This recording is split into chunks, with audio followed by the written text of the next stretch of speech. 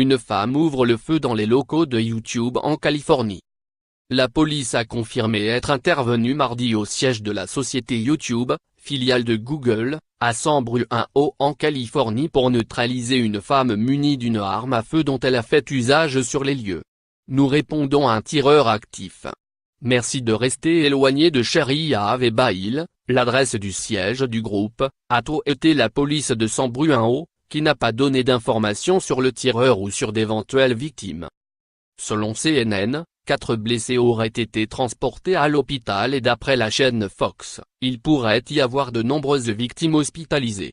Le tireur, qui, selon la police, serait une femme, se serait suicidé.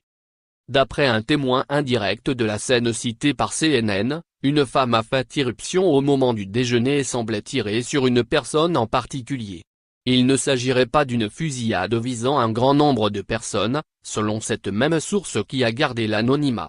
L'attaque se serait produite dans une cour intérieure où les employés déjeunent habituellement. Un employé de YouTube, Todd Sherman, qui se trouvait dans les locaux quand a débuté la fusillade, a relaté en direct sur Twitter les événements tels qu'il les a vécus de l'intérieur. Nous étions assis à une réunion et nous avons entendu des gens courir car le sol tremblait. J'ai d'abord pensé qu'il s'agissait d'un tremblement de terre. Nous nous sommes dirigés vers la sortie et nous avons vu encore plus de personnes courir et quelqu'un a dit qu'il y avait une personne avec une arme à feu.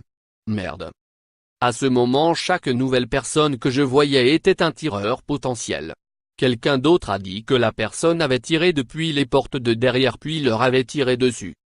J'ai regardé par terre et j'ai vu des gouttes de sang sur le sol et dans les escaliers. Todd Sherman a finalement été évacué sain et sauf comme des dizaines d'autres employés de YouTube. Les images diffusées par les télévisions américaines montraient des employés sortant les mains sur la tête et des voitures de police et de pompiers circulant autour du campus. Celui-ci se trouve au sud de San Francisco. Nous sommes en relation avec les autorités et nous fournirons les informations officielles quand elles seront disponibles, a été Google Communications.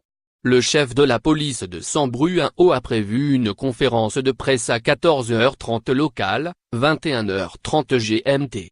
Le président Donald Trump a été informé de l'événement, a précisé la Maison-Blanche.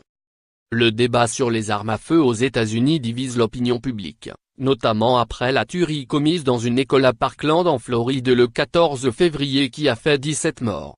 Plus de 1,5 million de personnes ont participé le 24 mars aux États-Unis à la marche For Our Lives demandant un plus grand contrôle des armes à feu. Ces rassemblements sont les plus importants du pays en au moins 2 décennies.